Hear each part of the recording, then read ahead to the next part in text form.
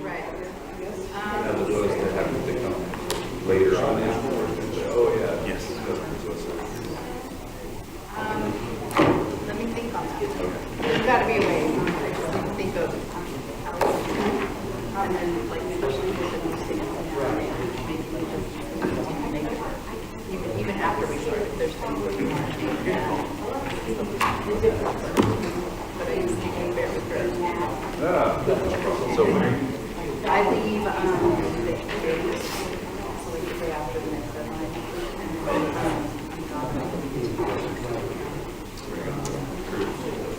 Oh, the difference, okay. Like it was an opportunity of a lifetime, so I was like, again with the parent, they're going it's really when they were Have a version of table of contents if you want.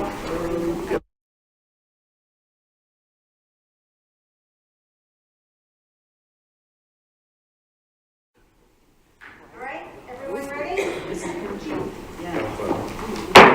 going to call this meeting to order. Let's see. We have the official business to come before the EBT board. Do you want to do a roll call? Do I have to use this? Yes. Okay, we're going to do a roll call. Member Elters, Good morning, President. Member Jacks, here, Member Duranzo, Here. Member Angus, Here. Member Bancroft, Here. Member Tennell. I don't think she's present today. He's not present? Okay, so we have a quorum. We do have a quorum. Thank you very much. Okay, meeting agenda items. Number 1 is a call to public. I see no public out there, so we will close the call to public. 2, discussion, consideration of impossible action regarding approval of the amended and restated agreement and declaration of trust dated February 21st, 2023. Okay, so Madam Chair, my name is Aaron Collins with Gallagher. On this item, this was presented incorrectly at the last meeting as a memo. We had it as an administrative update item, and I apologize for that confusion. So it is an action item today. What you have in front of you is the first revisions to the trust agreement since the trust was set up back in, I believe, 1990. We went through this with council for the county and for the trust. In essence, what it does is simplifies it and frankly gets rid of some of the language in the other agreement that was problematic. The one I would point out to you is that the former agreement said that this board exclusively had the authority to establish benefits and contributions. In our conversations with council, that was pointed out that this board is an advisory board. It is not a taxing entity. It's not the constitutional entity of the Board of Supervisors. So amongst other problems, frankly, in the document, that specific one was there. The chassis that you're actually looking at is one that's pretty common in the state of Arizona, and it goes through and specifies the role of the trustees in making it benefit recommendations to the Board of Supervisors ultimately, but then having authority to handle appeals in accordance with both statute and the benefit booklet. So it's fairly straightforward. I'm hoping you had an opportunity to read it. I'll be happy to answer any questions, and I believe you will be asked to sign a copy of it now, and then when Verlin is around, then everybody, because you have to adopt it as the original board. So, Okay. Questions, Madam Chair? Any questions? Yes, ma'am. Just a statement. I was looking and I read the document and I was looking for the terms for the trustees. And I think that's also a change. It used to be there's a term limit for members of the trustees. Now we can serve indefinitely as part of it. That's correct. You can serve indefinitely now. It's just you complete the terms, and it's made to be so that if somebody leaves or resigns or whatever, that the terms are consistent, so that then the next person appointed would fill out the remainder of the term and then pick up from there. But there's actually no term. It's like 3-year term or 4-year term. Correct. Just at the will. Is it at the will of the supervisor? Who appointed us? Who appointed? Ken? Okay. Did you want to go up? Ken, could you come back up, please?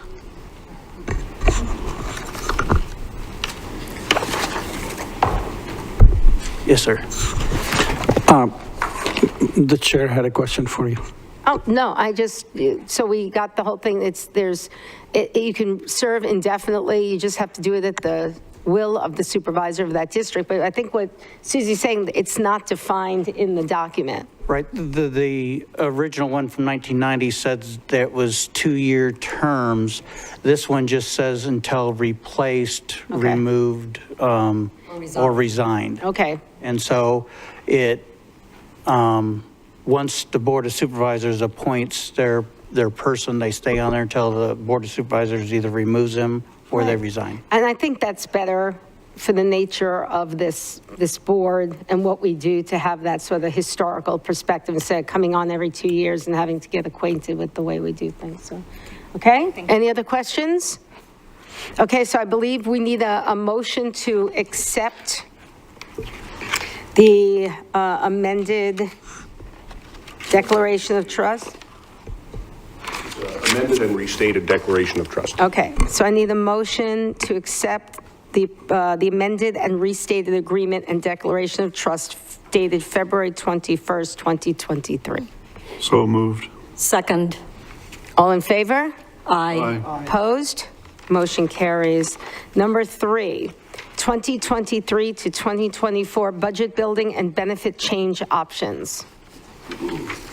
Okay, so Madam Chair and trustees, and again, I appreciate your flexibility at the last meeting because we had too many things up in the air to actually get into the details of the budget and the rates and the recommendations on benefits for the 23-24 year. So we're going to do in these next series of items, starting with this one, is we're going to walk through, frankly, in granular detail, some of the items that went into the budget. Beyond simply needing to know in your role, what we're doing is making sure that we are meeting your fiduciary duty or assisting you in meeting your fiduciary duty to be able to demonstrate that you understood the components of the budget. So one of those that goes, there's basically 2 components of the budget. There's the fixed costs, which we pay for reinsurance, actuary services, our services, all TPA services. And then there's the variable cost, which is the funding. So this first memo is going to go through and break out what the assumptions are in the budget for each of the fixed cost items. There's overlap into the benefits. So with your permission, Madam Chair, I'm going to walk through this without your eyeballs rolling around in your head. I'm going to just summarize. I'll hit each one on here, and please stop me if you have any questions. Okay?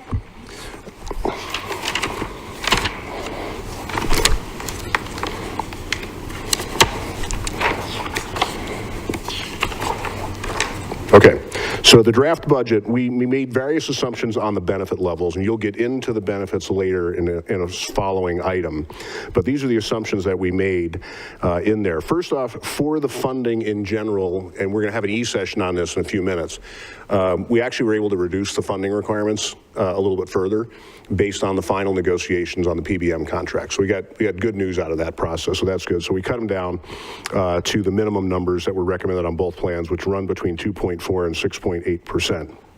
On the dental, ultimately we're recommending a 0 change to the rates, but we're going to be recommending, as you'll see in a few moments, that we switch from Delta Dental to Emeritus. And we'll walk through the details. And by the way, I have Jared Liu here from Delta in case there's any detailed questions on providers, so he'll be here to answer questions as well.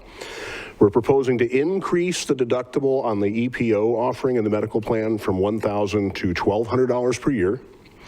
And also on that plan to increase the emergency room copay from $125 to $200, then deductible, then co-insurance. The point of clarification on this is that this is to make sure that people are not using the emergency room as in lieu of Teladoc or another doctor.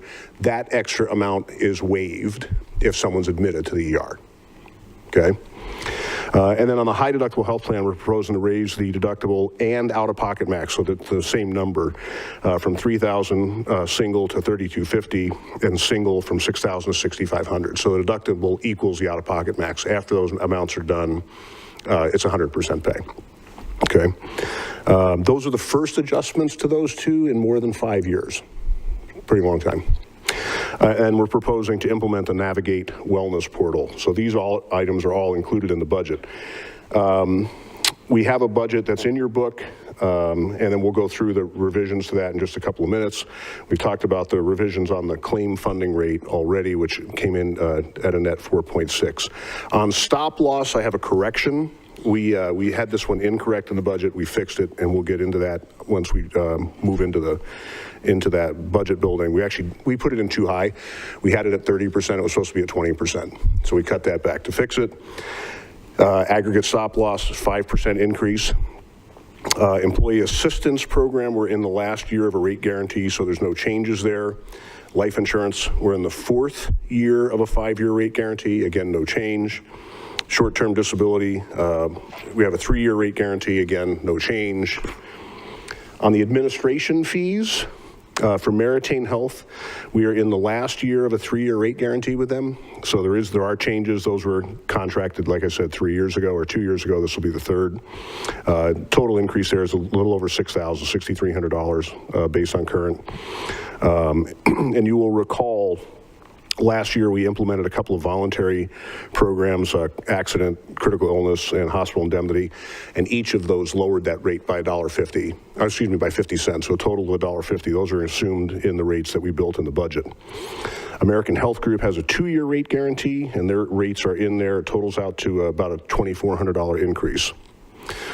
Blue Cross Blue Shield is in the 2nd of a 5-year rate guarantee. Those are listed, so it's basically going up 20 cents per employee per month, about $2,400 estimated budget impact. Delta is in the last year of a 2-year rate guarantee. As I mentioned earlier, we're proposing to switch from Delta to Emeritus for dental ASO administrative services only services on the self-funded plan, to about a savings of about $4,300. PBM will discuss in executive session. Gallagher Wellness Consulting, we're offering, Wellness Consultant, we're offering a 2-year rate guarantee on wellness and on benefit consulting. I notice in here, Madam Chair, we have these reversed. The current fee for Gallagher Consulting is $60,000. We're proposing to go to $65,000 and hold that for 2 years. On wellness consulting, we're currently at $7 PEPM, and we're proposing to hold that at $7 and then go up to $7.50 next year. Case management fees, we've left those flat, so there's no budget impact, and that's all based on utilization. Mental health and substance abuse case management, we eliminated that budget of $5,800 because the services have not been charged separately, so we actually reduced the budget by that amount. Livongo, the whole person solution, we've left it alone based on current utilization, so we saw no need to change that. Wellness program fees, this is for things like on-site fees for when we bring mobile on-site mammography and whatnot on-site. We've left that unchanged at $20,000. Same identity theft protection with Santique, no change to that one.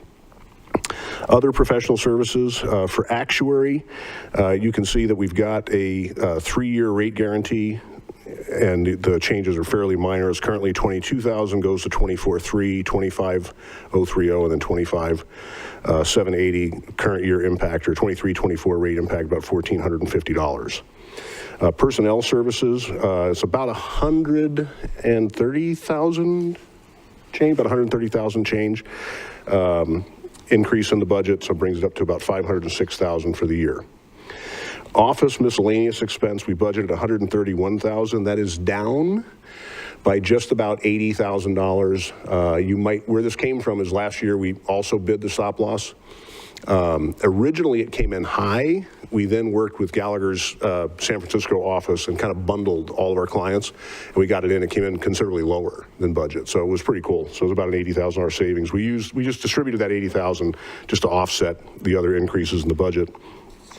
Vision with IMED, the county's in the last year of a 4-year rate guarantee, and you'll see later, this is a 100% voluntary product, so it has no budgetary impact, but we're proposing to restructure that benefit. So instead of having just IMED, we'll have IMED and VSP, so employees have a dual choice with essentially the same benefits. There's always some little minors, but and we're running that through Emeritus as well.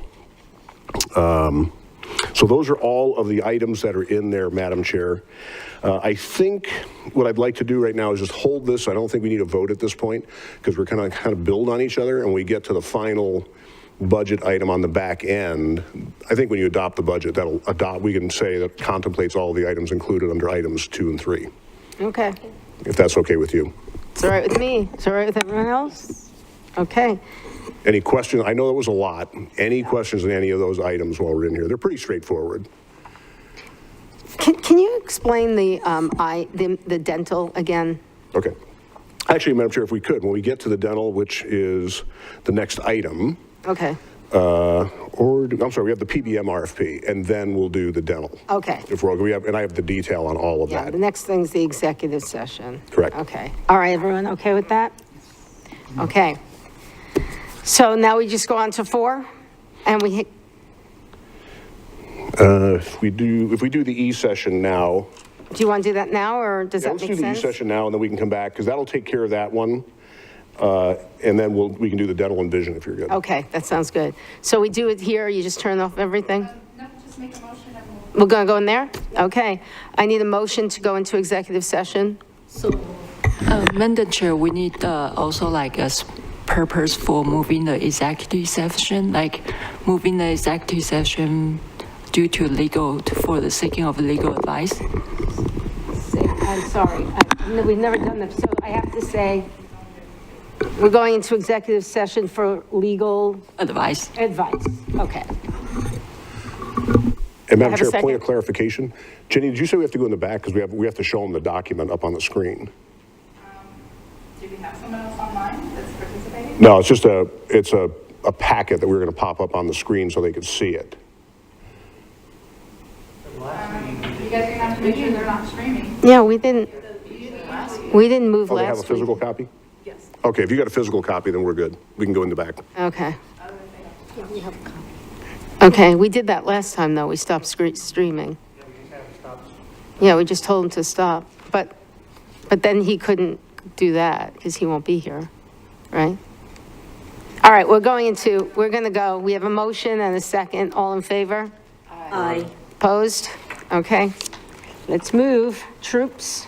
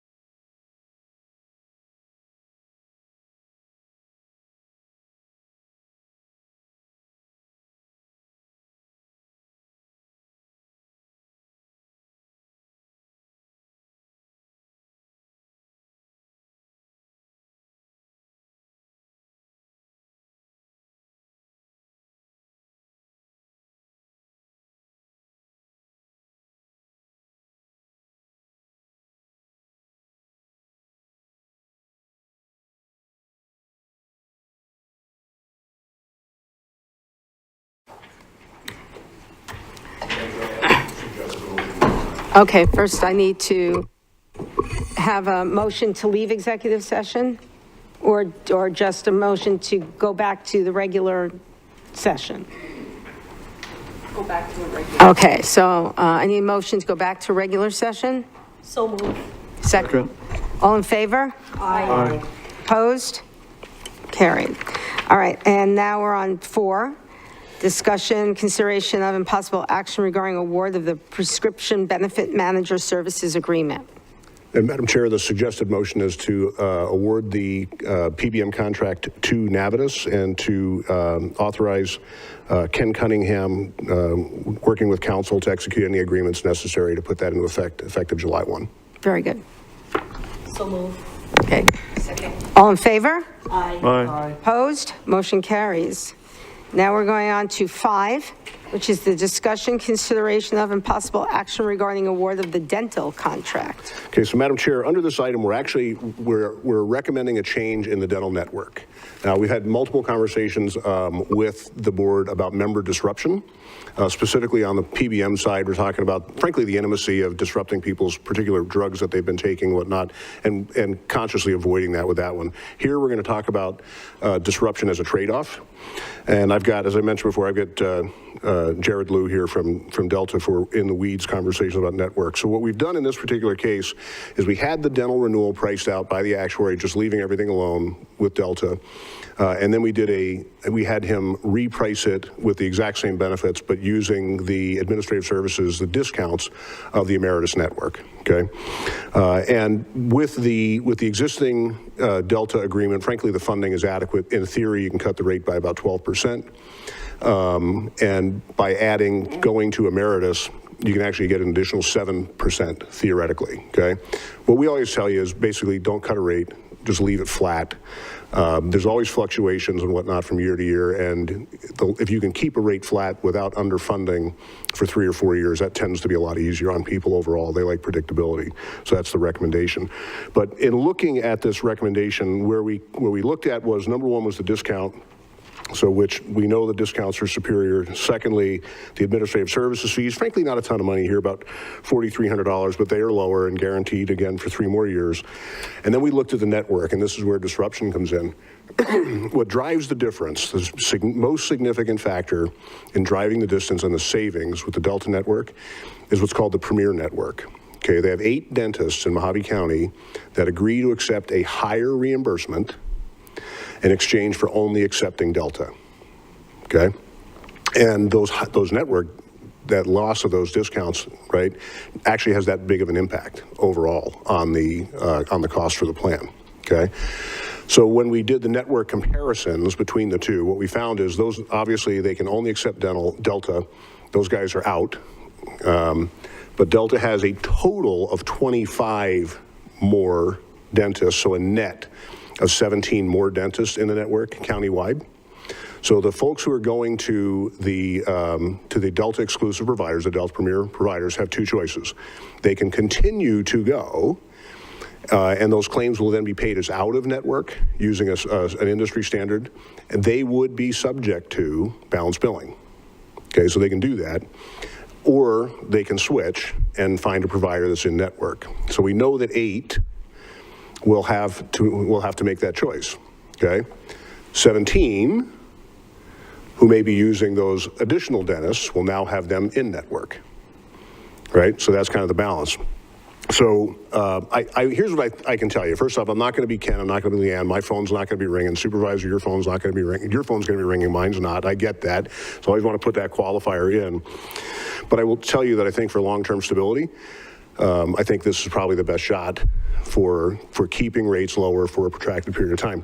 The reason I believe the Emeritus network actually has a more robust network up here is that Kingman, Bullhead, and Lake Havasu cities, and Lake Havasu City, through the pool they belong to, NAEBT, uses the Emeritus network. So that it just gives more heft to the number of employees that are procuring services along with their dependents from that network.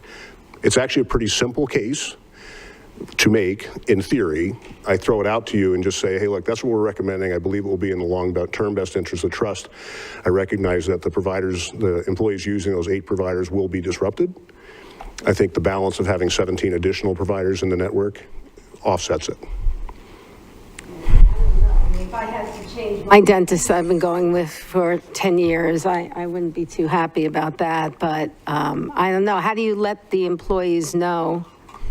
But you don't want them to find out after the fact. I mean, go to the dentist and find out they have to pay more. We tell them ahead of time. We'd work through the open enrollment, telling them these are the ones, and we give them the names. These are the 8 that are, if you're going to these are folks who are going to be out of network. Here's how those claims will be paid, after July 1st. So you do it as education. And tell me again how much more it would be for those 8 doctors? Jared, I don't know if, so they'll be paid on an out-of-network basis, so they would not be subject to 100% of the charge. They would just be paid the difference between what the dentist charges. They would be liable for what the difference between the dentist charges and the reimbursement rate. And I think, Jared, you might be able to speak to that. But let's have Susie has a question.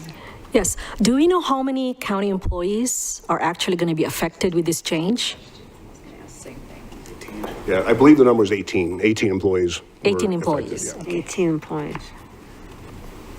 Pricing. Sure.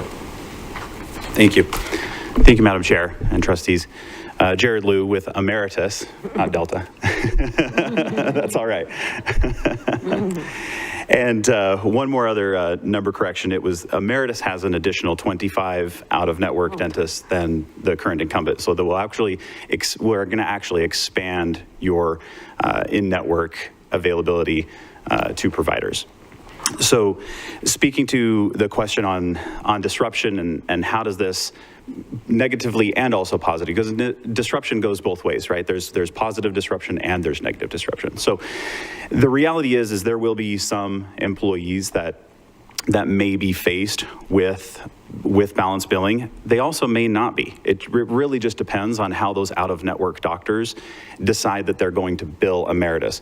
The data that we looked back 3 years, and I compared it to our reimbursement schedules, and the out-of-network dentists on average with our network or with our reimbursement schedules, it looks to be about what we call the average UNC.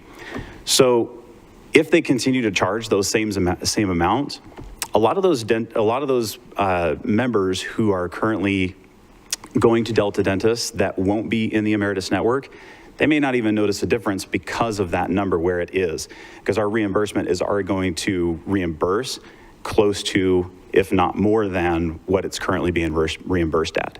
So there may not even be an impact. And the impact that we're looking at is actually fairly small. I've got the top 25 right here, which is, you should have this in the recruitment commitment as part of our proposal. But the top 25, what this goes over is the top 25 dentists that are out of the Emeritus network. What I found is that 10 of them are out of network on both.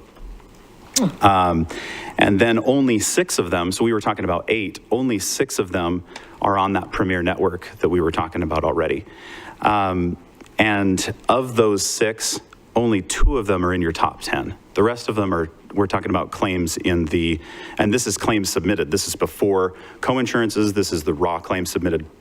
We're talking about numbers in $4,500, $4,200 of claims. So it's a very small amount compared to the total savings that we're going to be able to offer and that positive disruption.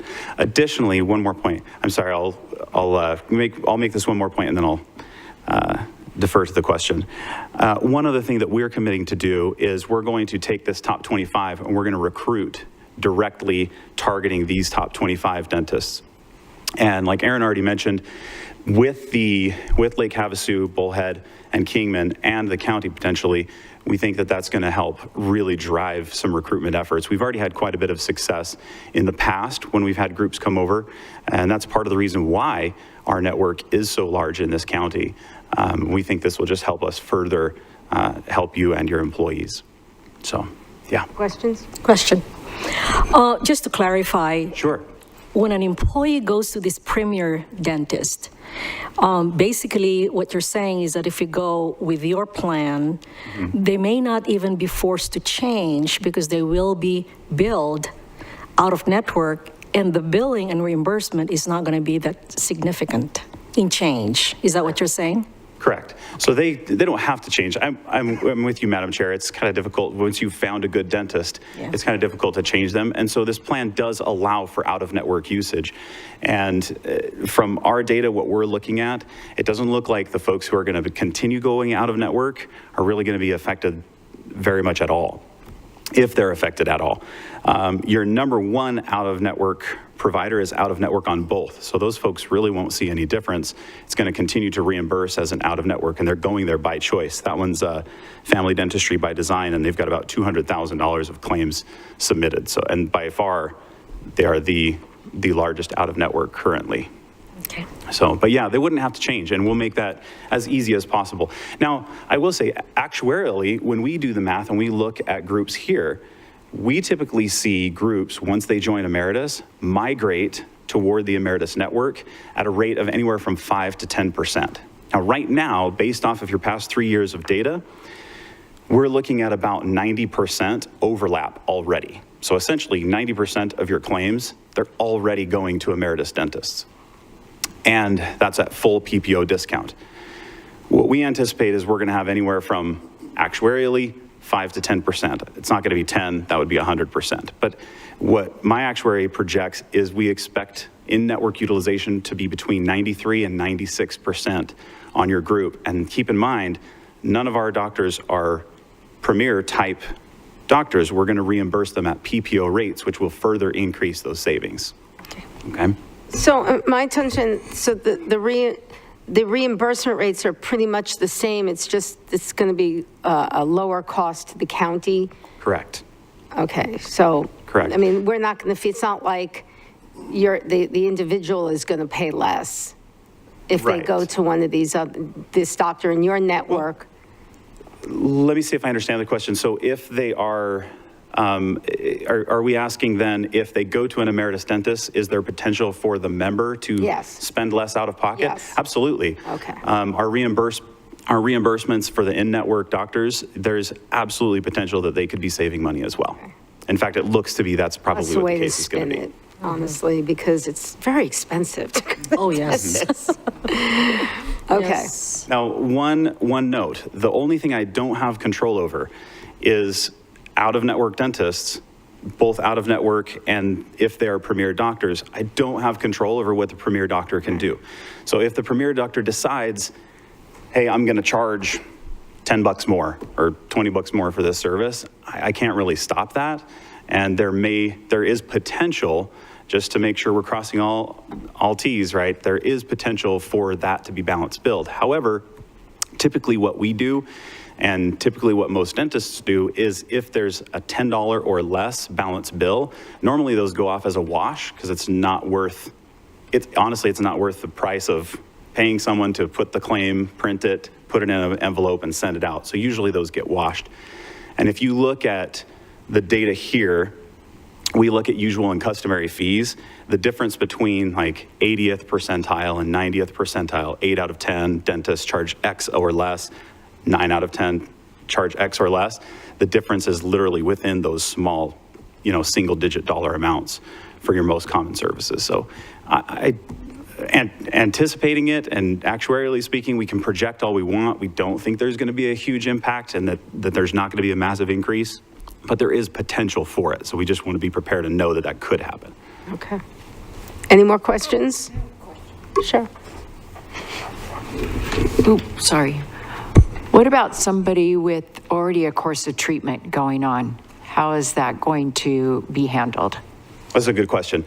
So when a treatment is currently going on, the advantage that they're going to have is they're going to have a fresh reset of benefits. It depends on the type of treatment that we're talking about, though.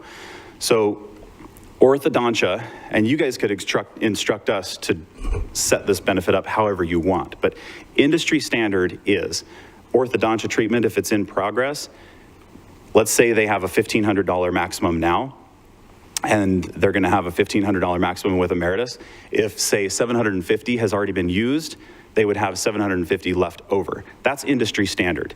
Now, one thing that you have the option of doing, and you could instruct us to do this, now it could potentially mean an increase in orthodontia claims, but what you could instruct us to do as your administrator is to reset the orthodontia benefit. And we actually see that happening quite a bit. So that would make it so that they actually get a fresh set of orthodontia benefits, and there's really no issues with coordination of benefits. Erin, is that something that you would recommend? Madam Chair, you actually have the money to do it, because we were assuming with Chris that we would reset, for the last 6 months of the year, we would reset the standard benefit. Okay. Right, so it gives a one-time, hey, you got some extra work, go get her done. For everything. And we could do the same, we have the money, because of the rate differential, we have the money to do that, so we could do that. What's the money difference? How much? Because we have if you remember the funding, because we actually have we could theoretically cut the rate almost 20%, so that if we just took that gap and said reset everything, including the orthodontia, you have the money to do it within the current rate structure. Okay, but I'm asking you, do you recommend doing that? Madam Chair, honestly, I'm neutral on it, but if you feel that that would be a nice benefit to do as a way to assuage any of the disruption, I'm fully comfortable with it. Madam Chairman, a follow-up to the question, that means the employee is not going to change provider. The employee will still be able to do the treatment that's ongoing with the same provider, but you're just resetting the benefit. The provider is a separate issue. So basically, no one's going to be forced to change providers. The only question is the in or out of network treatment. The benefit resetting is just is an additional benefit for the one-time transition to ease it. That makes sense? Yes. Okay. Yes. Okay, Sam, did you have Roger. I have a question.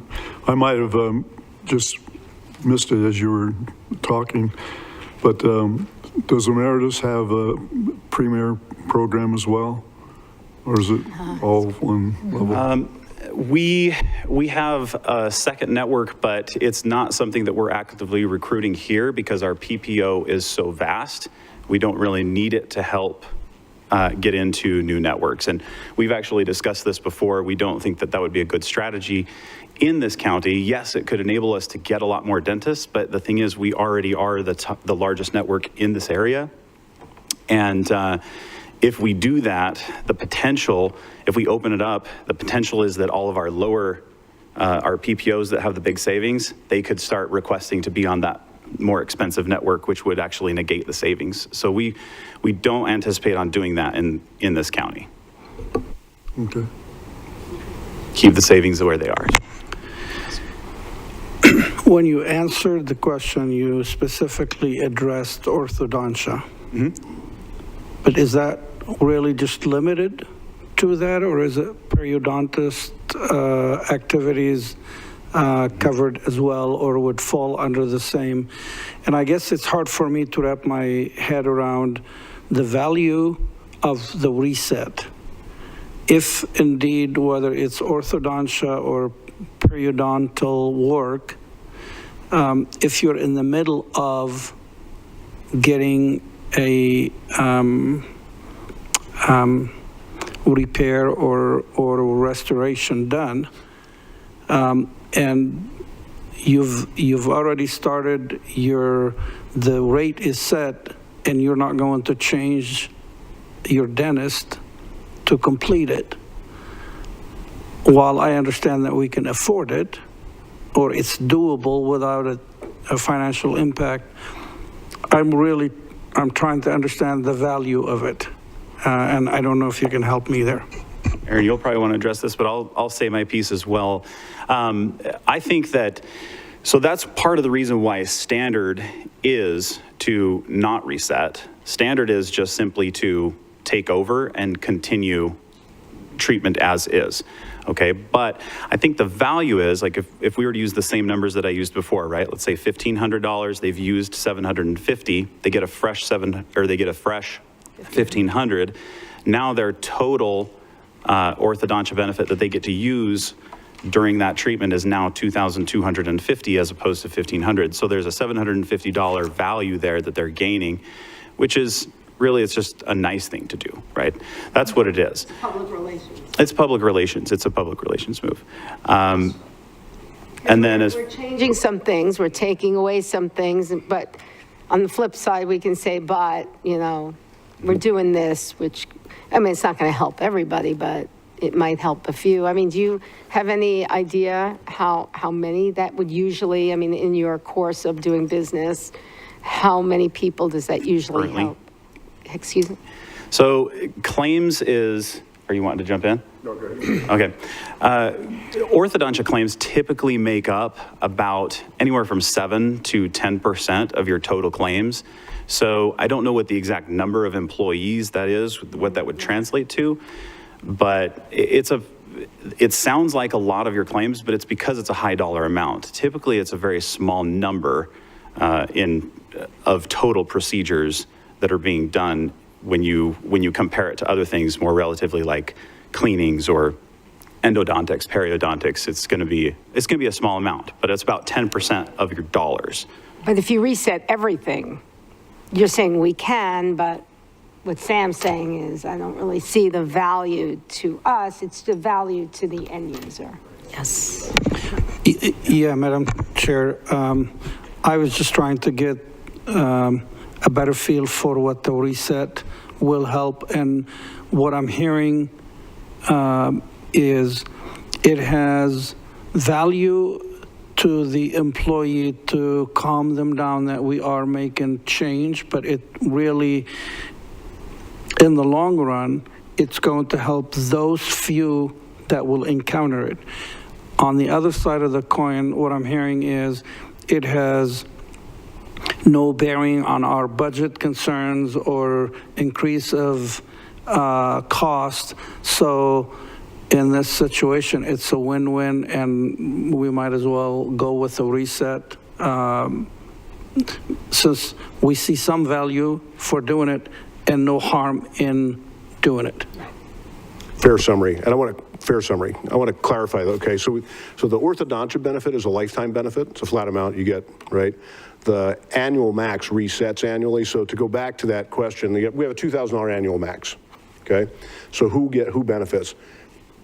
Frankly, somebody who had crowns or something done and needs some additional work, they may have already used their 2,000, or they may have used 1,500 of it. So if we reset everything, the second half of the year, they'll get a full 2,000. So if they need to have additional work done, they've got access one time, right, to an additional benefit the second half of the year. Not a ton of people hit them. It depends on how many people get crowns and all that, but for the ones who do it, it's pretty nice because they would be out of money. They'd be paying 100% of the reimbursement. And then the ortho is a lifetime benefit, so it pays 50% up to a flat amount. So again, depending on the severity of the work they're having done, they would get a second bite at that apple too, because it does extend over a period of years, plan years, right? Or it can. So it would give them some additional benefit, that additional 50% of the benefit up to a new lifetime max. So it's not going to do everybody, but it is a nice kind of, hey, one-time shot, we'll advertise it, you're going to get a reset, and it would be less disruptive. Okay? Okay? Okay. Madam Chairman? Yes. Yeah, I have one question. For a provider, a dentist, is it possible that this dentist is covered by both Emeritus and Delta? Yes. Oh, okay. Yeah, in fact, it's about 89%, close to 90%. Accept both That insurances. accept both, correct. Okay, good. Okay. All right. And that was number 5. Is there yet possible action regarding award of the dental contract? So yeah, so Madam Chair, I have a suggested motion, and the motion is I approve, assuming questions, right? I move to approve the award of the dental ASO contract to Emeritus effective July 1st, 2023, and authorize Ken Cunningham to execute the agreements necessary to effect the agreement. Okay. So move. Second. All in favor? Aye. Aye. Opposed? Motion carries. Thank you. Number 6, discussion, consideration of impossible action regarding award of the voluntary vision contracts. Okay, so Madam Chair, after the drama and toughness of that one, this one's easier. Does that do the reset? Does your motion have that? Oh, do the reset. Do we need to have that motion to I need contemplate to the amend the reset? motion. I apologize, Madam Chair. Do we need to have, or do we need that motion to contemplate a full reset of the benefits? Do we need, yeah. Or do I just understand that? Do we need to reconsider because since we passed it, do we need to reconsider it before? Yeah, it's good to reconsider, then we pass again. So we need to have a motion to reconsider item number 5. So move. Second. All in favor? Aye. Aye. Opposed? Okay, and now I need a new motion. So the suggested motion, Madam Chair, would be I move to award the dental ASO contract to Emeritus effective July 1, 2023. That motion to include a one-time reset of the annual maximum and the lifetime orthodontia benefit, and authorize Ken Cunningham to execute any agreements necessary to effect the award. So move. All in favor? Aye. Aye. Opposed? That motion passes. Thank you. Thank you to Ken for catching that. Madam Chair, the next one on the vision is actually easier. It's simple, okay? So we're doing in this case is we're offering a dual option. One of which is going to leave IMED in place, so there's no change on that one. But we're going to add the vision network for VSP as well, and it'll remain 100% employee paid. The rates remain unchanged, and it's a 3-year rate guarantee. The significance of that one is disruption, ironically, okay? And frankly, the complaints they've been getting is that Walmart and Sam's Club are not included currently on the in-network. So if you look, you've got a little graph in your packet. It looks like this, and it shows the differences in the providers, both national networks, right? But really the problems are homegrown because of Sam's Club and Walmart, two of the typically low cost. So basically what it lets people do is the costs stay flat, they can go in, take a look at if their provider's in which network, and they purchase it based on what's there. So we think this one's pretty much a no-brainer. Okay. Anyone have any questions? Oh, I'm sorry, and we were able to increase the benefit. So currently you get an eye exam every 12 months, you get lenses every 12 months, you get frames every 24. And we were able to do with this one, it's all of them every 12 months. Oh, so you'll thank get frames every year That's too, gonna and make a with no huge increase in rates. difference. So thank you, Leanne. Yeah. Yep. So it's a win. I can change these frames now. Okay. I need a motion. Madam Chair, I move to approve award of the voluntary employee paid vision contract to, It's to Emeritus. They sub it out. Sure. Is it emeritus? this is saying Emeritus. Yeah, it says Emeritus because then it's a master contract with them to get to both VSP and IMED. Okay. All right, so I will start over, sorry. I just wanted to make sure I was not on the wrong item.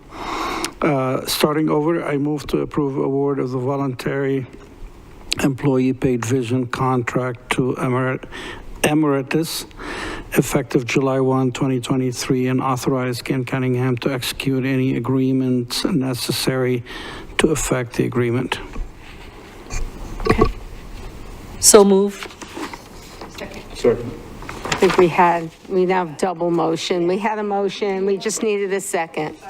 Yeah. Oh, okay. You second? Okay. All in favor? Aye. Opposed? Motion carries. Number 7, discussion, consideration of, and possible action regarding offering of the Navigate Wellness Portal. Good morning. So I just wanted to bring this back up to your attention for consideration for the wellness portal through Navigate. As you recall at the last meeting, Jeff Skelton with Navigate actually presented this opportunity for kind of a one-stop shop, if you will, to integrate all of the well-being and benefit program opportunities and different events through the county to be able to integrate it into this one portal. If you remember, it was kind of the opportunity for you go to the portal, you navigate to whatever it is you're looking for, whether it's a challenge, and you end up having some educational opportunities that you see. Now you see some voluntary benefit offerings that you might want to engage in, and having, I don't want to call it clickbait, but essentially it's getting you to click on different things and getting a little bit more familiar with those benefits that you have available. And so this would be an opportunity, again, to have that engagement. Members come to the portal, they learn more about the programs, they learn about other opportunities, motivating them to do various challenges and things like that. And so we just wanted to bring this back up for consideration to remind you that this opportunity exists, that we would be able to implement in collaboration with HR in July. I almost said January, in July. Okay, any questions? So again, budgetary, how much does this add, or is it really kind of neutral, or what? No, so there's definitely a cost, and I don't have the presentation in front of me that I walked through the last time. Right. However, it was about $32,000, I believe, for the PEPM, that monthly fee of $239, plus the $3,000 implementation fee for year one. And then we have the consideration of the eligibility file, which we could certainly sort through with human resources and either send it manually.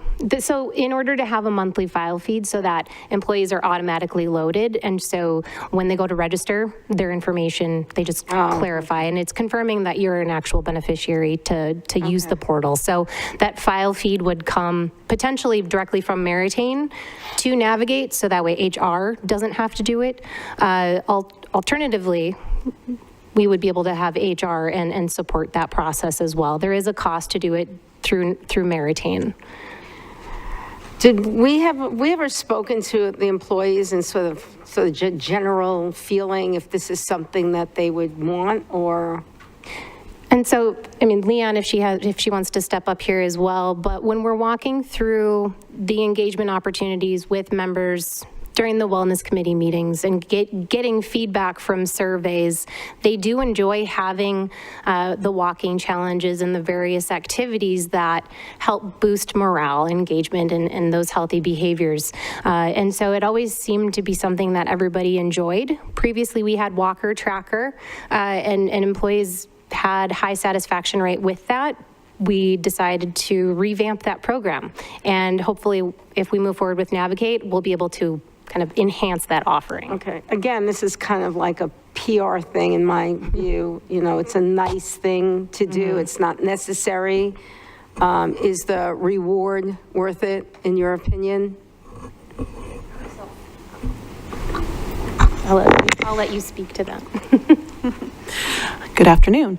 Yes, from everything that we have seen with it and what we're trying to push for engagement, we feel it would be vital to have. Outside of just having our voluntary benefits on there, of course, we're going to have the medical, dental, vision. So basically people, instead of having to have multiple portals or apps, it's going to all be built in there. So we're hoping with that, then they're more likely to pick up on benefits that we have voluntary, also like Hinge Health and Livongo. So we're trying to push wellness, and we think with that app, we're going to really be able to push it. And we're also going to be able to have more of a team environment because they have almost, we'll say Facebook, like your wall where you can write to each other or challenge each other to walking challenges. So we're trying to make it one huge team effort. That's also going to be a huge benefit to each individual. So. Okay. Madam Chair. So Leanne, I think you've answered my question, but currently we have Hinge, we have Livongo, and we may have others that I'm not remembering. Each is independent of the other, and you sign up and you go to the app and you follow instructions. Correct. If I heard it correctly, the Navigate will be like an overarching portal where through Navigate you can get to each and every one of the others? Correct. So it'll be like a portal of the apps instead of having individual apps. So we'll take, for example, if you go in, you're like, oh yeah, I have Livongo, let me click on that one. Oh wait, I also have Hinge Health. Instead of trying to navigate through a bunch of different apps or different websites, if they don't have an app, it'll all be built right in there into that portal. Is the fact that, is adding this going to impact what it costs us for those other apps such as Hinge and Livongo? Are their costs going up, coming down, staying the same? Is this coordinating? Is there a value in this portal to pull everything together under that umbrella? Yeah, so there wouldn't be any additional cost outside of maybe we'll have more people actually aware of the different programs that are offered and increase participation and enrollment in those, which would end up increasing costs for Hinge Health, costs for Livongo, because they'll have more exposure through the Navigate portal to be able to promote those programs and get people enrolled in, again, the Livongo, the Hinge, the on-site screenings, and other offerings that the county does do. But just to reiterate, I think, so if I have Hinge and I have an app on my phone, this will take, I won't need that anymore? That's actually, no, that's incorrect. So there will still be the standalone Livongo, the Hinge Health apps.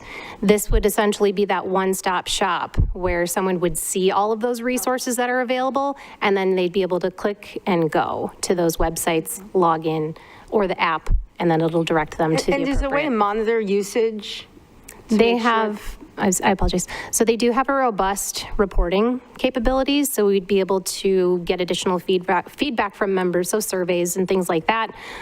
Utilization, how many people are popping into the website? What are they clicking on? What are they interested in? Health topics, so that way we can really navigate to, oh, pun intended, be able to navigate kind of the direction that we take with targeting the areas of opportunity that members are interested in most, whether it's mental health, physical activity, and really be able to cater to what it is that they're most interested in. And how long is this contract for? I believe it is a 2-year. 2 years, and then we could reassess in 2 years? Correct. If this is really worth. Yep.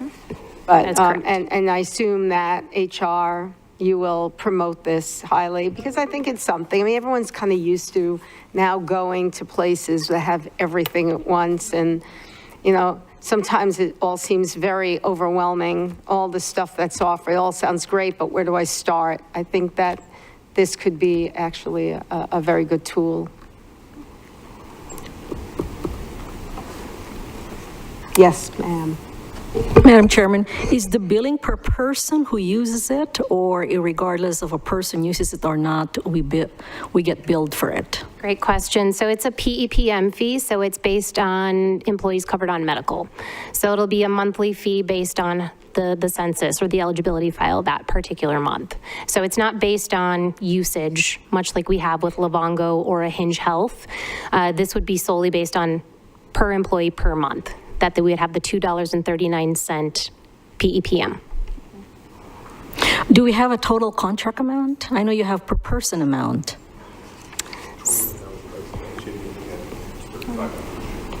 Okay, so I guess Aaron said it's $35,000 for the first year, and then $29,000 I wrote for the ongoing after that, because we have an initial one-time implementation fee that's included in year one, and then that obviously wouldn't happen in year two. So it's, I think we estimated the 35 for year one, and then 29 for ongoing. Mr. Mournian, you had your hand up?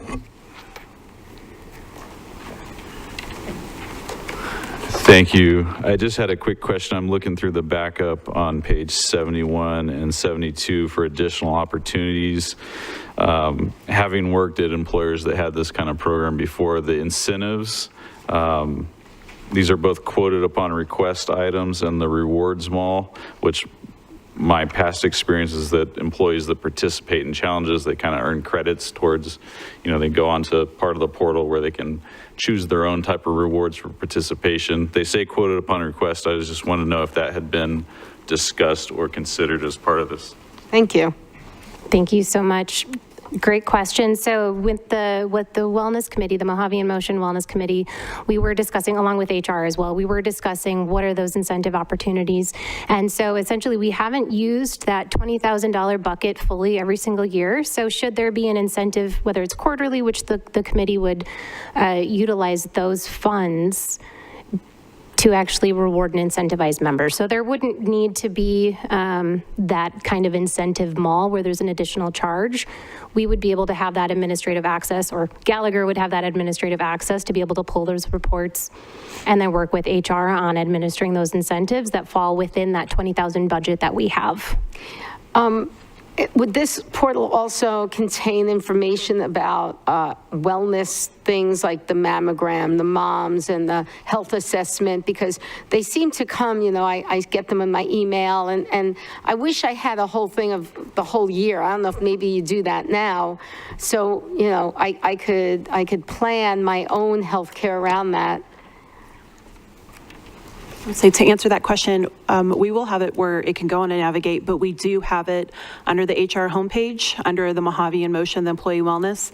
What we do offer throughout the year is on there, and it'll say the month, and currently you can click on it if there's a flyer available that we already have dates set for. But they won't be on this. We will be able to put it on there. You will be putting it. Okay. Because if you're saying it's a portal, yes, for all your wellness needs. Yes, we're going to try to put. It should be a portal for all basically how your our wellness. benefits is built is how we want to have everything included on there. Okay. Questions? Comments? Thank you. Thank you. Okay, I need a motion. Madam Chair. Yes. I move to approve implementation of Navigate and authorize Gallagher to work with Trust Legal Counsel to review the contracts and authorize Ken Cunningham to sign approved contracts effective July 1st, 2023. Second. Is that the motion? Is that the right motion? Okay. Yeah? Is there a reason you're up there? Just had to move? Stretch your legs? Sorry? Yeah, oh, I thought, yeah, I was that the right motion, or That was the right motion, Madam Oh, Chair. okay. Okay. It's on. In his mind, he's already I gone. was looking on the next item. Okay, wait, so we have a motion, do we need a second? All right, all in favor? Aye. Opposed? Motion carries. You know, for the record, Madam Chair, I have to spend 200 miles in the car with Amanda. I'm going to get grief the entire way back. I know, you look a little tired there, Aaron. All right, next, 8, discussion consideration of impossible action regarding employee voluntary term life increase offering at open enrollment. Yeah, so this one's pretty straightforward, Madam Chair. It's not a cost item to the trust. And we've actually been working on this with a bunch of our clients that use this same carrier. So long story short, this is an offer.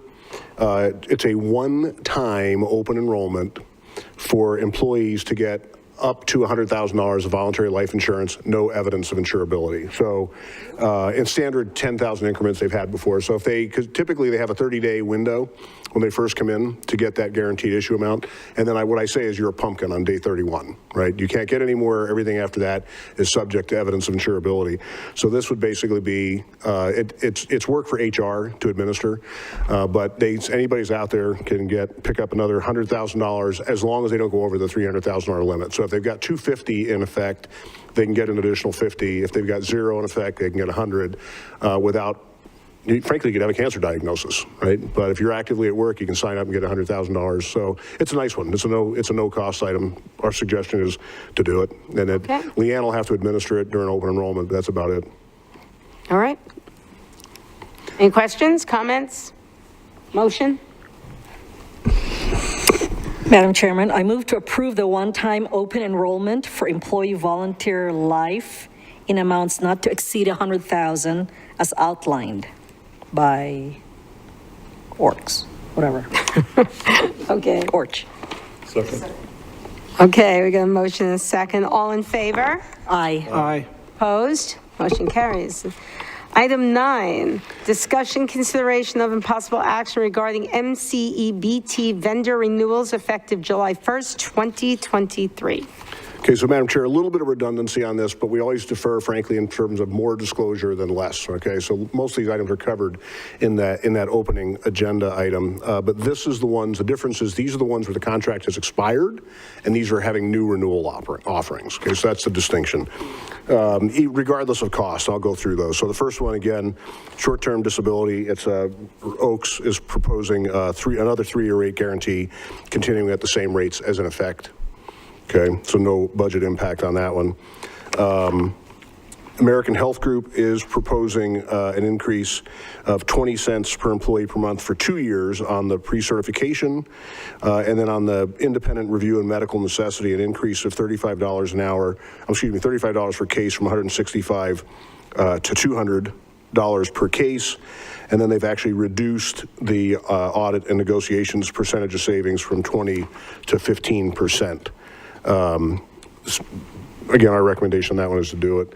The PBM we already did. Gallagher, these two are reversed, 4 and 5, the headers are reversed. So Gallagher for the benefit consulting, currently at $60,000, is proposing to go up to $65,000 and then hold that for 2 years. On the wellness from $7, currently $7 per EPM, stay at $7, then go up in the second year. So we tend to alternate them. Actuary services, again, this is from Buck, $22,000 current, go up $2,300 to $24,300, and then $25, and then $2,570. So current year budget impact is $1,453.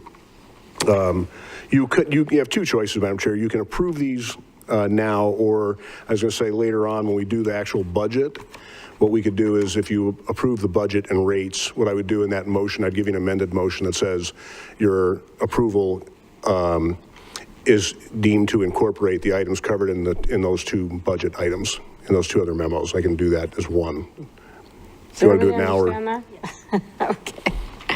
I'm a little fuzzy, though. Madam Chair? I'm a little fuzzy on that. Okay. but- I'm just giving you two options, and maybe I'm confusing it more than it needs to be. I just don't know where you're going to go when we get into the budget conversation. Okay, so what do you think the, Madam Chairman, the way I to think go. I go with the second one, which means we're going to discuss this when we are discussing the budget. Correct. Because there's no use approving this Right. when we have some more discussion on the budget. Yeah, so if you do the whole budget, right, in the next item, and we talk about the benefit changes and everything, if you say, yeah, we agree, then I'll give you a suggested motion approving those benefits and rates and incorporating the information included in these other two items. I'll give you the items at that time. okay, does that sound good to the board here? Yes. Okay, and then with that we will do. So we're going to go on to item 10. Sure. A question on the actuary services going up $1,400 a year. Why such a large increase? It's actually not a very large increase at all. It basically, $1,400 in the first year is, in absolute dollar terms, that was better than we expected, frankly. Okay. All right. Has the actuary has pretty much stayed the same for a long time, hasn't it? Yeah, and a lot of, and I'm not minimizing that, Chairman Jacks. What a lot of what happens is we actually have, in Gallagher, we have so many years of data, right? And it's so consistent in the formatting that what happens is we give it to them essentially in the format they need. They upload it immediately. So it actually cuts a lot of they don't have to have somebody massage the data. So it makes it pretty much easier. So those numbers tend to be pretty stable over a period of time. So I think it's $1,400 the first year, and it's roughly the same in the following years. I would say that in an inflationary environment, that's pretty nominal. It's inflation. What can you do? Huh? Okay. All right. Thank you. Item 10, discussion, consideration of impossible action regarding the 2023 to 2024 MCEBT budget, benefit changes, and rates. Okay, so Madam Chair, in this one, I just need you to bear with me because this is even more detailed than what we did. But again, I think overall it's really important because now what we're going to do is we're going to bring together the recommended changes on we've already done the dental and vision, short-term disability, all that. But the real changes are going to be in the medical side. And I want to just set that stage a little bit so that when we walk through these, you have the bigger picture. So it was over 5 years ago that we started to look at the surplus position that the trust had. And the surplus is literally that. We have a minimum target in the statute called IBNR. It's incurred but not reported. So we have to have enough cash on hand to cover the actuary's estimated of the outstanding claims that are out there and whatever it would take to administer them in shutting down the trust. The trust, many years ago, set a surplus target, which was frankly for exactly what we saw with the pandemic, but also with what we see from time to time with just spikes in claims. You'll get a year where you get 4 or 5, maybe 6 extra large cases than normal. So we wanted to have a cushion, a surplus cushion, in addition to the IBNR, so that we could absorb those things. And frankly, it worked exactly as intended during the pandemic, because we had both of those things. We had the pandemic hit, we had large cases hit, and we used that surplus as a shock absorber. And it's how we were able to keep the rate stable in these last couple of years when, frankly, not everybody was able to do that. But we actually had an additional cushion. We had come out the top. The actuaries tend to be conservative. We had more money than we needed even for that surplus. And it presented a challenge for the trustees and frankly, for the Board of Supervisors, even staff, because you go, look, we're a government. We're here to provide local services. We can't keep building this bank account when we have service needs. So we did multiple things over the course of those 5+ years. One year we authorized I think it was $1.5 million to pull out that was used for some economic development type activities. We actually replaced all that in a year. So the conversation that we had in this Board of Trustees and with your predecessors is that's just not manageable. We don't need that much money. We can't justify that to employees. We can't justify it to taxpayers. So what we did is we shorted the funding, okay, with the intent being we want to eliminate, or at least get rid of as much of that excess surplus as we need, not being profligate, but being responsible. So how do we draw that down to where we're closer to what our target is? And what we did is create what we're calling the delta. Okay, so the actuary gave us a funding number, we had our fixed costs, and what we did is we shorted the funding number, very consciously saying we're going to pull that amount of money out of that excess surplus until it's gone. Okay, so all good things must come to an end, and it appears that by the end of this fiscal year, if normal patterns sustain, that we will essentially have gotten rid of all of that excess surplus, or most of it, okay? You notice I'm using qualified terms. I'm saying it appears, because frankly, you never know. It could actually, we could have more claims, we could have fewer claims, right? But what we know is we can see the horizon, okay? So we shorted the rates to do it. We're on track to do it. And I'm calling out to the trustees and saying, hey guys, look, we can see the end of it. It's time to actually fix that thing. So what we did is we worked with staff in the interim since the March 9th meeting, and we looked at various scenarios to close part of that delta. That delta is fairly significant. It's 18% on the rates. That's bigger than I think any of us ever envisioned it. Okay, and the actuary was saying we need about a 4.5% increase to his real number. So we're looking at about a 22.5 point delta at that point. So what we did is we just kind of worked through, we brainstormed with Luke and with Sam and with Ken and with Leanne, and we just kind of modeled out some different things. And what we came up with is a combination of benefit changes, really just three on the medical side, two increases in the deductibles for the EPO and for the high deductible health plan, and on the EPO, and also in addition to the emergency room copay. We talked about those earlier, right? So it does some adjustments to the benefits, both of which are still leaving the plan very competitive. Secondly, switching and getting back to a place where there's actually a fixed percentage that employees in the county pay for medical, okay? So with the lead-in that no good deed goes unpunished, right? For the last 10 years, the county has absorbed 100% of the increase in the medical every year. Fantastic, okay? From an employer perspective, it's great.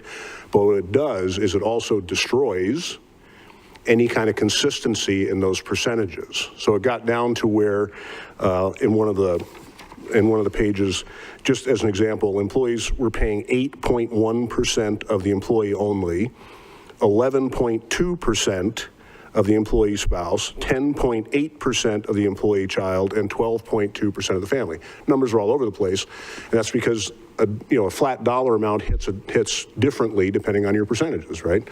So what we did is said, let's get that back to something normal, and the employee will pay 10% of the employee and 15% of the other three tiers. That is not, I mean, it comes out of employees' pocket, it's more cost for them, but that is still the highest percentage of the 9 counties we represent, okay? And it's higher than the 3 cities in this area, okay? So it's a good number. So the county would still be paying that high of a percentage of the dependent subsidies. Pretty good number, okay? But it's still a change. So we looked at it and we said, okay, the actuary said 4. We want to close some of that delta, so we used the 4 as a baseline, and then we looked at closing 25, 50, and 75% of the delta, and frankly settled on 50%. Let's close at 50% this year, okay, because if we've missed it, you don't get in trouble for having a little extra surplus, but if we miss it low by a lot, then we have another mountain to climb again on the end. So what we proposed is do the actuary's number, close half of the surplus this year, and then basically stop and take a look and see where you are next year. How does the year play out? And you can decide whether to close it anymore or whether to keep it or whatever. You can kind of make a decision going forward. And then we made those changes to the benefit plan.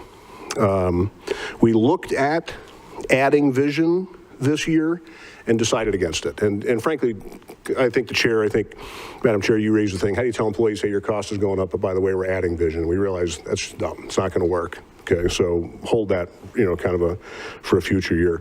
So if you look in your packets, what you can see is that everything that I just listed. So we switched at the end of the day, where we come back to employee cost shares moved from 8 to 10%. And the dependent cost shares run from between 10 and 12 to an even 15%. We incorporated the actuary's 4.6% increase in there. We have a 20% increase in the stop loss. We increased the deductible on the EPO from $1,000 to $1,200, and increased the ER copay from $125 to $200, left it waived if admitted. What we're trying to do there is just keep people from using the ER as a primary care. Increased the high deductible health plan deductible / out-of-pocket max from $3,000, $6,000 to $3,250, $6,500. We're planning on continuing to cover Teladoc and all telemedicine at $0 copays. That's particularly on the high deductible health plan. Just as an FYI, the feds, with the elimination of the pandemic, allowed that to continue on the high deductible health plan. So we're going to continue. It's a great alternative, particularly in rural areas. You can see a doctor through telemedicine or Teladoc. Okay, but telemedicine in particular, because you can do that with pretty much any care now, including things like cancer care. If you're getting cancer care in Phoenix, you can do your telemedicine visit instead of having to drive down. So it's pretty nice. Added the Navigate Wellness portal, added the HR costs and all the contractual increases. So which we've looked at and which are in those other two memos. So that's all incorporated in here, Madam Chair, and I'm happy to answer questions or to review anything on the overhead to take a look. Madam Chair, Yes. just for clarification, if I may, on the percentages of the employees, only employees and spouse employees and family and so on that you went through, I just want to make sure I'm understanding it correctly and other trustees do. So of the cost incurred to cover the employee is paying 10% of that cost, and the trust is picking up 90% of the cost. And likewise for the rest of them. Am I understanding it correctly? The county and that remaining delta, Sam, that's in there, so 50% of that's absolutely correct. So if you take the delta as the county's responsibility, which it is, then you're correct. So for employee-only coverage, it'd be the county's going to pay 90%, and for all the family tiers, the county's going to pay 85%, and the employee will pay the balance. Yeah, you can take it across either one of them, but just to zero in on the employee-only or the employee and family, if it's an employee-only, it's 10%. 90% of the cost is being picked up by the county, Delta, and the trust. And if it's an employee plus family, to take that as an example, it's 15% paid by the employee, and the rest of it is similar combination between the trust and the county. That's correct. Okay, thank you. And how does that stack up? With other plans. Short answer to the question is, how does that stack with other plans? Very, very competitive on the medical side. Frankly, the deficiencies that I see that are out there, Ken's dead on. The vision it's a throwaway benefit unless you wear glasses like most of us, right? But that one is there. The subsidy on the dental tends to be low. Locally, where we see the biggest opportunity is on the subsidy for the health savings account matching contributions. All three of the cities have some kind of a matching contribution on the HSAs. That's the big gap. Right. That we see out there on the competition on the medical side. We don't do that anymore. That stopped, I think that stopped in 08, 09, if I remember, when the financial crisis hit. No, it was here so it was probably around 14. Was it later 12 than or that? yeah. Was it? Okay. It was the first year I utilized it. I think the year after it went away. And honestly, it's a good benefit. Here's the point that's always hard to make, right? Because to everybody, but with benefits, and I put it in the original memo, $1 only costs you $1 because you don't have salary burden on it. So you don't have the different retirement systems. You don't have Social Security, unemployment, any of that type of stuff. So even with a health savings account subsidy, and I think this would be a good one to work with John and Amanda on kind of on a going forward basis, there's a bunch of ways to do it. You don't have to make it free money. You can make it a matching contribution, right? Sometimes people will do a base. We'll give you the first 100 so your lower paid employees, right, can access it, and then we'll match you. There's a bunch of ways to do it. Why did we get rid of it in the first place? I think it was a county budgetary thing. That's, basically they eliminated it years ago. Remember? Frankly, I can tell you, when we were ECA and now Gallagher, we always advocate for an HSA subsidy for a matching contribution. It gets people invested in their plan. So this was a county issue, eliminating it years ago. I have a question, Madam Chairman. But the what is that? HSA. The SHA, you only give that to the high deductible. I'm sorry, I couldn't hear you, Susie.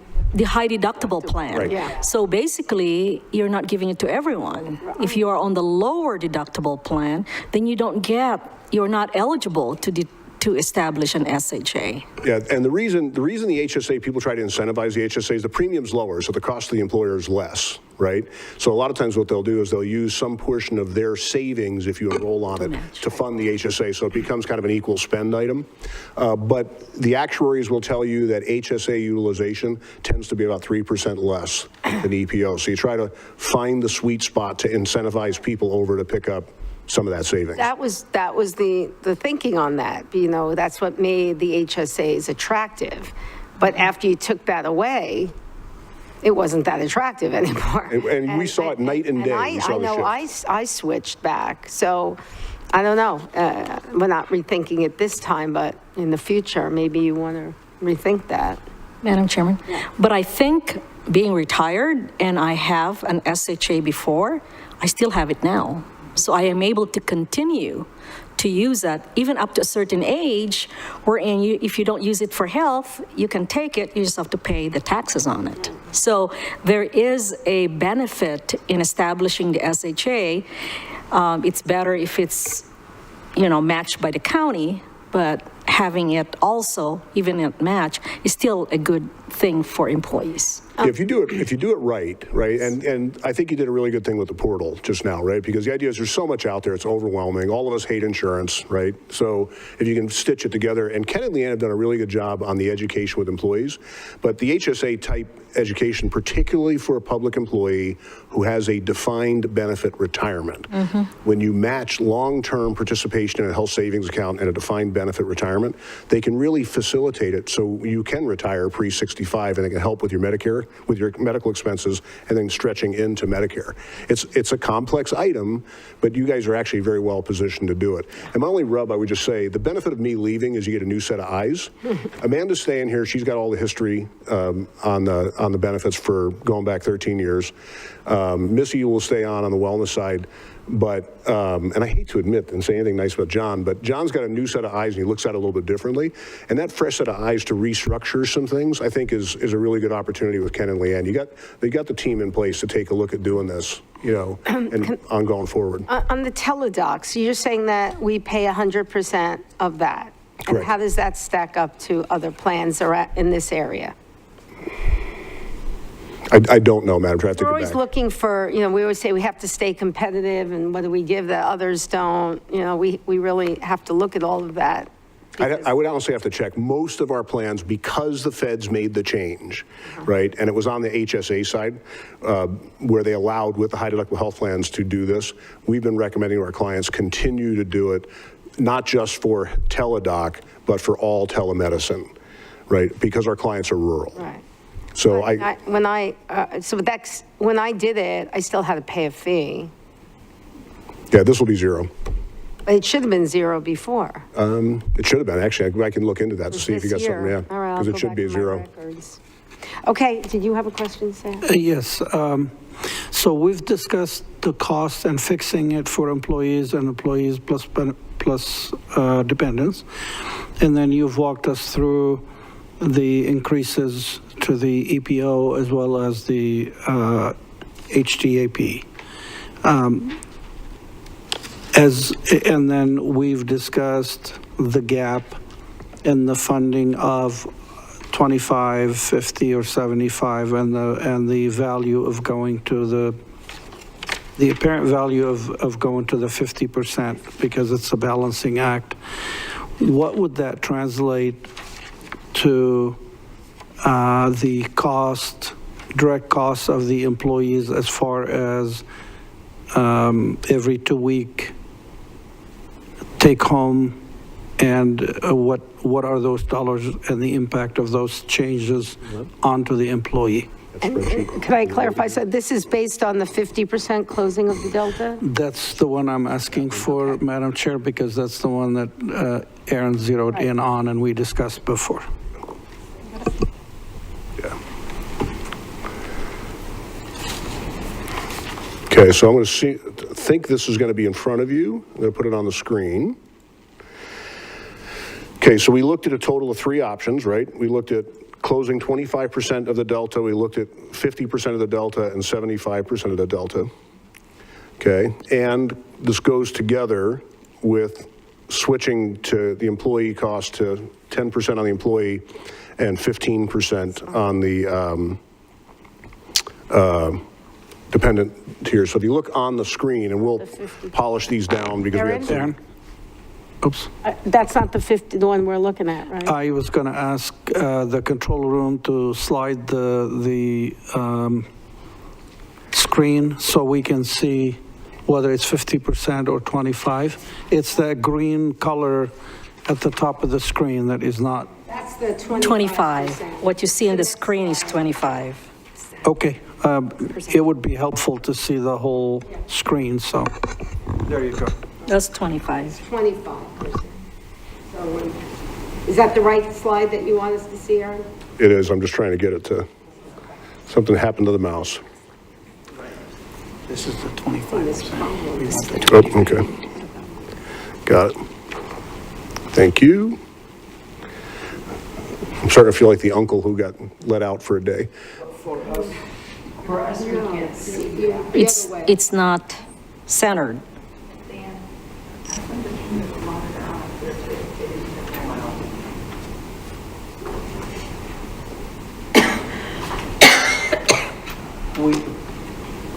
Madam Chair. Yes. Just wanted to explain to Aaron, we've experienced this before. It's something in the control room, it's not you, so, but we want to be able to see the entire slide that you're looking at right now. We can't. You can't see on it. these monitors. Thank you. Sam, I feel really better hearing that, because now I was sitting there going, what did I do? I keep waiting for these guys to throw something at me, so.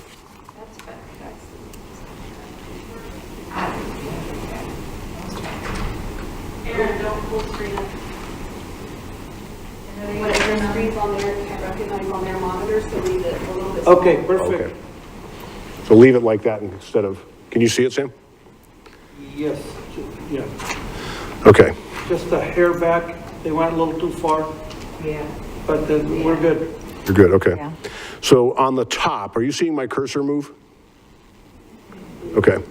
Can you see line numbers, like line 20 in columns and? What we're seeing is line 14 through line 25. Okay, let's start there. So this is the EPO plan, okay? And just to go across the top, because I'm gonna come over to those yellow ones on the right.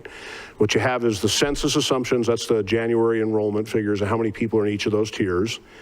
You see their bi-weekly amount, it says EE bi-weekly, shows you the current bi-weekly, and then the month for an employee. The next one is department monthly, how much the department is putting in. And then the final one is the total. So the EBT monthly, and then the total. So the EBT monthly, that's the delta number, okay?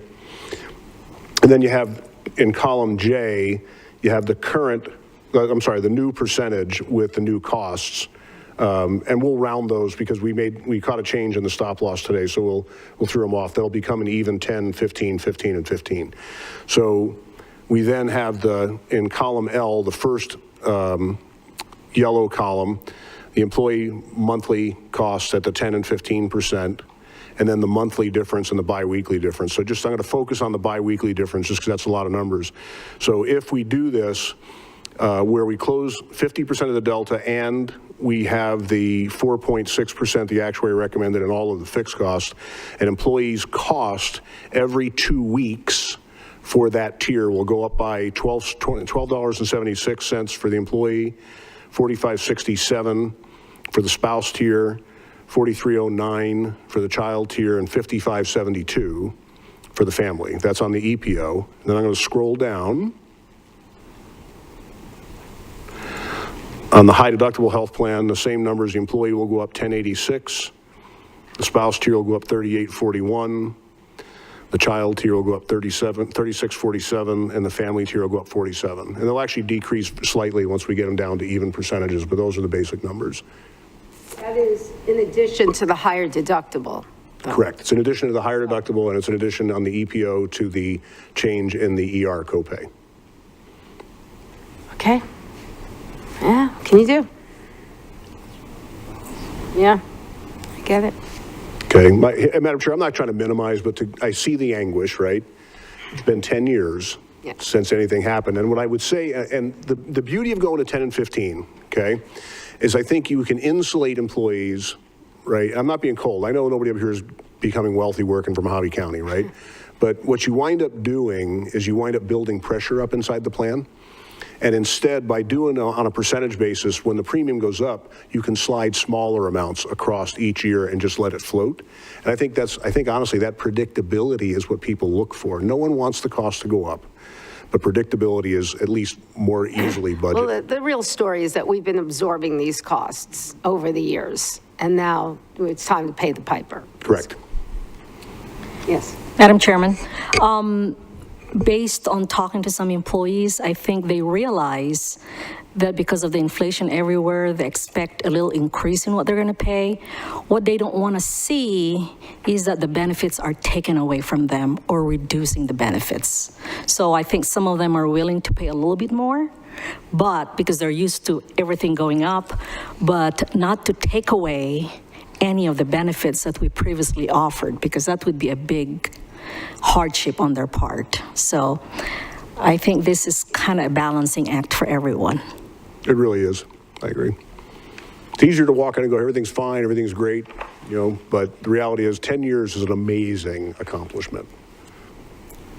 Okay. Any other questions or comments? All right. So if you're at a point, Madam Chair, where you're going to vote, what I would suggest is, I've got a suggested motion. Actually, I don't. So I can give you a suggested motion, and it will contemplate taking the fixed cost changes in items 3 and 9. Okay, those are the ones we went through where we listed everything out. I didn't get that. Say that again. Okay, so let me give you the motion, I'll explain it. Okay, so the suggested motion would be to approve the benefits and rates as discussed, including all of the changes in items 3 and 9, right? And then incorporating, moving to employee shares of 10% on the employee only and 15% for both plans. The actuary is 4.6, closing the delta by 50%, and all remaining items included in items 3 and 9. Somebody. Okay, so we have a motion. Second? Second. Okay. Motion second. All in favor? Aye. Opposed? That motion carries. All right. Is that it? That's it, Madam Chair. That's it? We have a request for future action. Nothing? Yeah, go ahead. Madam Chairman, I just want to ask Ken, obviously I'm not a county employee anymore, but did they get a pay increase this year? Or is there anticipation of a pay increase? There's no cost of living allowance projected, but last year the Board of Supervisors approved performance increases. So on their annual evaluations, if they get 3 and above, they get a 3% raise. So the majority of people have gotten the 3% raise, and the rest will be by June 30th. So pretty much everybody will have got a 3% raise this year. And over the years, we have given, all these years that this stayed the same, we have given raises. Of course, the cost of living and inflation has kind of put a... Plus, over the last year, we've got 2 $1 raises, and then the 3% on top of that. So just in case anybody's watching, and just to add to what you heard, the board was presented and approved a compensation package that had multiple components in it. It included $1 increase to everyone in November of 21, $1 an hour increase on July 1st of 2022 across the board, and then tying in the performance evaluation to the steps. But before we got there, we also adjusted everyone to get on a step, and in doing so, we did not want to be punitive, so we did not lower anyone to get them on a step, we raised them to get on a step. And ever since, every year, and we have a performance evaluation criteria the department heads developed and the board approved.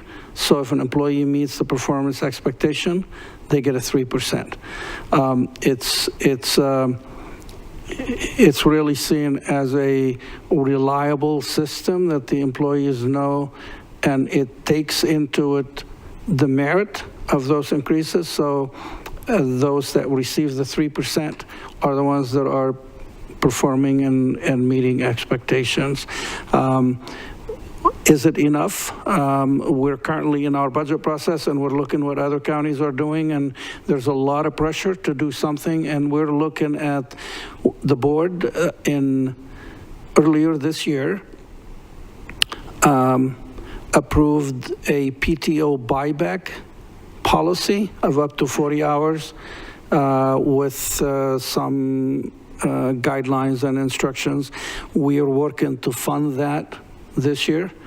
We're also looking at other components that we will be presenting to the board soon. I don't really want to preempt that, but so we're looking at it as a total compensation package because we believe that's what it's about, including this very meeting related to the EBT and the medical and dental and vision insurance. So it's an overview and adjustment of the entire compensation package. It's working, but the jury is out as to whether it's really meeting the need, because the inflationary environment that we're in and the income and pay increases that we're seeing in both the public and the private are putting a lot of pressure on us to continually visit and revisit that. Madam Chairman, I would like to suggest to the HR department that when you do an open enrollment, obviously people are concerned about their pocketbooks. How much is it going to be more they're going to pay? But maybe during the open enrollment, list down the other things that are added on, that we have approved as part of the package. And somehow they'll see that they're also taking something out of the whole package rather than just paying for it. So open enrollment, just give them an overview of all the additional stuff that are being covered by their benefit package. Our plan this year is to do a positive enrollment, which means every employee will touch their benefit plan. Every employee has to go in. So they will, we'll make a presentation in this boardroom and record it so everybody can see it, and then we'll be answering questions. Because with the approval today, we plan on starting open enrollment April 10th. So between now and then, we'll be getting the slides from Aaron and his team and get a teaching or an explanation of all the benefit changes, what the individual costs are, what the overall cost will be to a employee or their family by pay period. So this slide that you've seen with the 50% will be one of the slides that we are using. Okay, thank you. All right then. Anything else? So Aaron, this is your last meeting here with us. It is, Madam Chair. I'm in denial. I'm in denial. I'm not going to see your face here, but want to thank you for everything. The health of our trust is because of the good decisions we made with your recommendations, and I want to thank you for that, and I look forward to working with you, Mr. Hatz, correct? And we wish you the best in your retirement. And anyone else want to say something? Did you have a motion? We did do a motion. Yeah, we did. We vote did. on the Yeah, motion? we voted on the budget. Yeah, you're done. Yeah, he was just explaining how we're going to promote it after. Yes, Sam? I can't pass the opportunity. Thank you, Madam Chair. I've known Aaron for 40 years, since we both were young and handsome. Aaron, you're like gold. You glow, or jewel, you become more valuable as time goes by. It's been a true pleasure working with you. Absolute best wishes to you, Jane, and the family. I believe you picked the right time. You knew when the time was right to move on, so best wishes to a wonderful, healthy, and awesome retirement. It's been a pleasure working with you. Madam Chairman, like you, Sam, I met Aaron 40-some years ago when we were young and pretty. And thank you for all those years when you started as an HR director for the county and then moved on to be our consultant in the benefit packages. So it was nice working with you, Aaron. And Madam Chair, I'll just say it's been an honor. Thank you very much. I'm not going to say anything. I'm going to choke up. I don't want to make it myself. So thank you all very much. And thank your staff and everybody else who works so diligently on, getting this right for our needs. We really appreciate it. I really appreciate it. Jack. Madam Chair, Yes, Roger. I'd like to add the great job that you've done for the county over all these years. I've known you for 22 years now.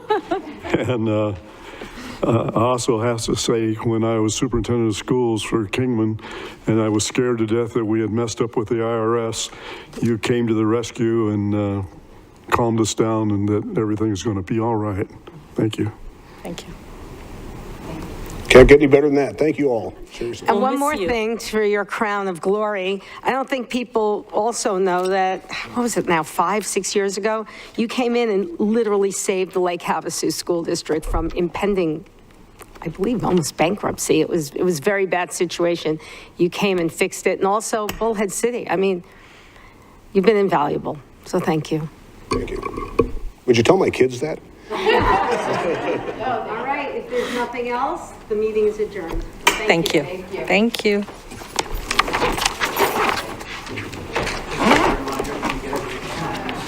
Oh, we have to sign, yes. So I want to talk to you about sort of the promotion. I have asked Gretchen to set up that meeting. They're on spring break the last couple of weeks, so. Tom and I are leaving in It's coming. June, so. That should be well before then. All right, thanks. It's going to be today.